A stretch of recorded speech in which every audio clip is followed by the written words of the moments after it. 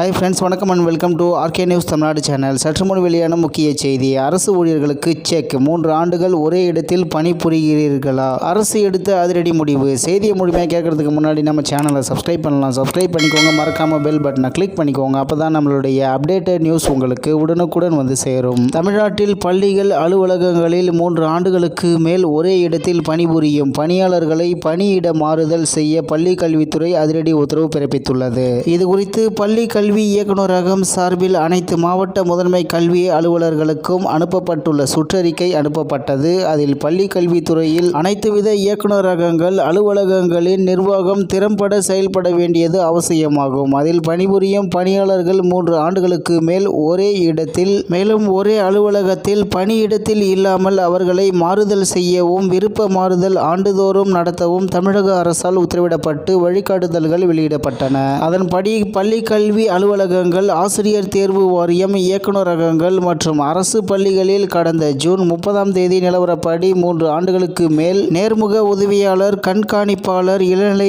உதவியாளர், தட்டச்சர், சுருக்கெழுத்து தட்டச்சர் உட்பட பணியிடங்களில் வேலை செய்பவர்களின் பட்டியலை கணக்கெடுக்க வேண்டும். அந்த விவரங்களை பட்டியலாக தயாரித்து நாளை ஜூலை 5 மாலை 5 மணிக்குள் அனுப்பி வைக்க வேண்டும். எந்த விவரங்களும் விடுபடாமல் முழுமையான வகையில் அறிக்கையை சமர்ப்பிக்க அனைத்து மாவட்ட முதன்மை கல்வி அலுவலர்களுக்கும் அறிவுறுத்தப்படுகிறது. இவ்வாறு அதில் கூறப்பட்டுள்ளது. இந்நிலையில் பள்ளி கல்வி இயக்குநரகம் சார்பில் அனைத்து மாவட்ட முதன்மை கல்வி அலுவலர்களுக்கும் அனுப்பப்பட்டுள்ள சுற்றறிக்கை அனுப்பப்பட்டது. அதில் பள்ளி கல்வித்துறையில் அனைத்து வித இயக்குநரகங்கள், அலுவலகங்களின் நிர்வாகம் திறம்பட செயல்பட வேண்டியது அவசியமாகும். அதில் பணிபுரியும் பணியாளர்கள் 3 ஆண்டுகளுக்கு மேல் ஒரே அலுவலகத்தில் பணியிடத்தில் இல்லாமல் அவர்களை மாறுதல் செய்யவும், விருப்ப மாறுதல் ஆண்டுதோறும் நடத்தவும் தமிழக அரசால் உத்தரவிடப்பட்டு வழிகாட்டுதல்கள் வெளியிடப்பட்டன என்பது குறிப்பிடத்தக்கது. இத்துடன் இன்றைய முக்கிய செய்தி நிறைவு பெறுகிறது. மேலும் இது போன்ற செய்திகளை உடனுக்குடன் தெரிந்து கொள்ள ஆர்கே நியூஸ் தமிழ்நாடு சேனலுடன் இணைந்திருங்கள். நன்றி, வணக்கம்.